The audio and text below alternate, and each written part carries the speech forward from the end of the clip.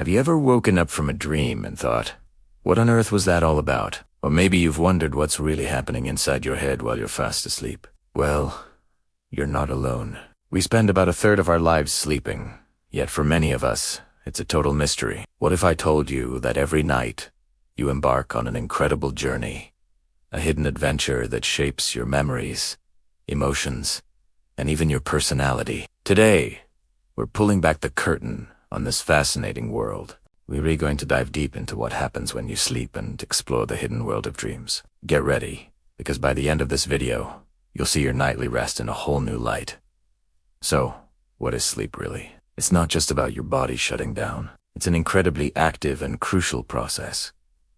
Think of your brain as a super smart librarian. During the day, it's constantly collecting new books of information, experiences, and emotions. At night, when the library closes, the real work begins. The librarian starts sorting through all the new arrivals, deciding what's important enough to keep, where to shelve it, and what can be thrown out. This is essentially what your brain does every single night. It's a vital maintenance period that keeps your mind sharp and your body healthy. Without this nightly cleanup, things would get messy, fast. It affects our ability to learn, our mood, and even our physical health. So, let's start by breaking down the journey you take each night through the different stages of sleep.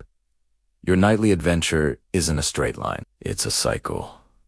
You go through several stages, each with its own unique purpose.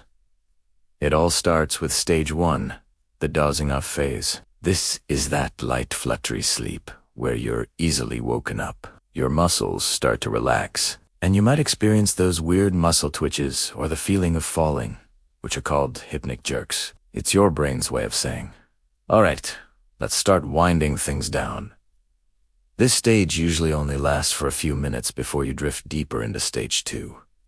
Now, in stage 2, you're officially asleep. Your heart rate slows down, your body temperature drops, and your brain waves become less active. This is the stage where you spend most of your total sleep time. If you've ever taken a power nap and woken up feeling refreshed, you probably spent most of it right here in stage 2. It's a lighter stage of sleep, but it's crucial for memory consolidation. Think of it as the initial sorting process. Your brain is tagging memories, deciding what's important from your day. It's a bit like putting sticky notes on files before you store them away. Next, we journey into stage 3, also known as deep sleep or slow wave sleep. This is the good stuff. If stage 2 was sorting the files, stage 3 is locking them away in the long-term storage cabinet. During this phase, it's very difficult to wake someone up. Your body is in full repair mode. It's restoring energy, repairing and growing tissues, and strengthening your immune system. This is why you feel so groggy and disoriented if you're woken up from deep sleep. Your brain is producing slow, powerful delta waves, and it's working hard to consolidate the most important memories and skills you learned during the day. Getting enough deep sleep is essential for feeling rested and for effective learning. And finally, we arrive at the most famous stage of all, REM sleep. REM stands for rapid eye movement, and it's exactly what it sounds like. Your eyes start darting back and forth behind your closed eyelids. This is where the magic of dreaming really happens. Your brain activity skyrockets, becoming almost as active as when you're awake. But here's the cool part. Your body is essentially This is a safety mechanism called muscle atonia, which prevents you from physically acting out your vivid dreams. Imagine running a marathon in your dream and actually running into your bedroom wall. Yeah, not ideal. REM sleep is the stage where your most bizarre, narrative-driven dreams occur. It's believed to be crucial for emotional regulation, problem-solving, and creative thinking. You typically cycle through these 4 stages several times a night, with each REM cycle getting longer as morning approaches. So we know REM sleep is when we have our most vivid dreams. But why do we dream at all? This is one of the biggest mysteries in neuroscience, and there are several compelling theories. One popular idea is the memory consolidation theory. As we've touched upon, dreaming helps us process and store important memories.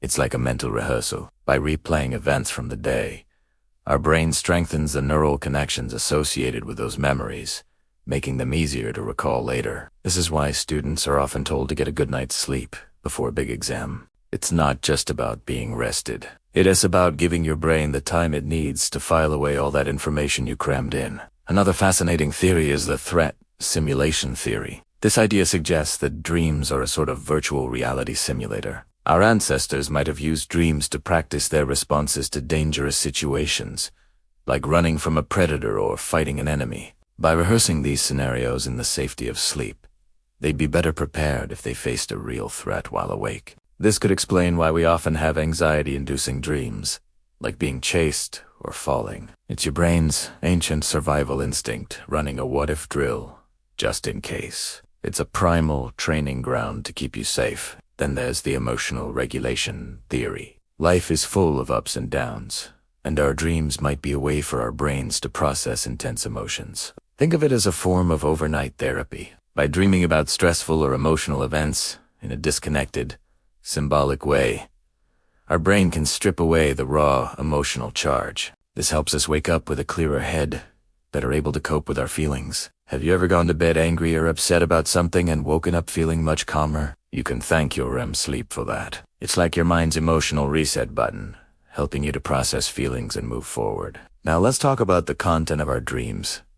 What do they mean? People have been trying to interpret dreams for centuries, and while there's no universal dream dictionary, certain themes do pop up frequently across cultures. For example, dreams about flying are often associated with feelings of freedom and empowerment. Dreams about falling might symbolize a lack of control or insecurity in your waking life. And what about that classic dream of being unprepared for an exam? It's rarely about the actual test. More often, it reflects a feeling of being judged or tested in some area of your life, like your job or a relationship. The key is to remember that dreams are highly personal. The meaning of a symbol in your dream depends entirely on your own life experiences and emotions. Your brain is using a symbolic language that only you can truly decipher. But what happens when dreams turn dark? Let's talk about nightmares. Nightmares are simply dreams with very strong negative emotional content. They often occur during the later part of the night when REM sleep is most intense. Stress, anxiety, and trauma are common triggers for nightmares. They're basically your brain's way of processing overwhelming fears or unresolved conflicts. While they can be terrifying, they're usually a normal, albeit unpleasant, part of the human experience. However, if you're having recurring nightmares that disrupt your sleep and cause distress during the day, it might be a sign of an underlying issue, and it could be helpful to talk to a mental health professional. Remember, seeking help is a sign of strength. On the flip side of nightmares, we have one of the most intriguing dream phenomena: lucid dreaming. A lucid dream is any dream in which you know you're dreaming. For some, this awareness is fleeting. For others, it's a gateway to taking control.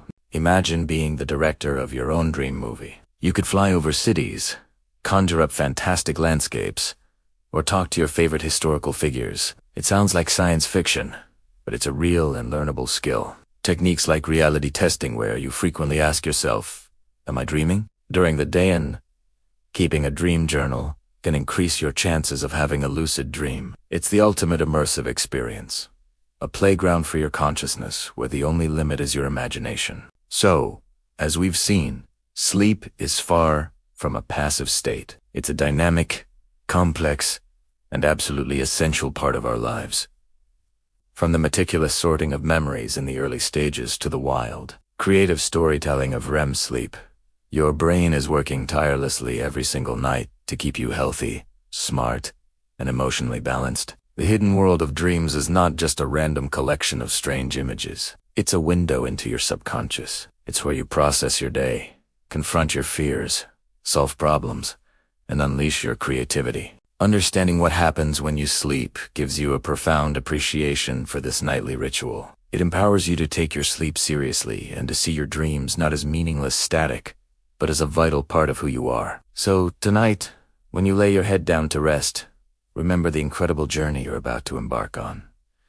Sweet dreams. Thank you so much for joining me on this exploration into the hidden world of dreams. I hope you found it as fascinating as I do. If you enjoyed this video and want to learn more about the mysteries of the mind, make sure to hit that like button and subscribe to the channel.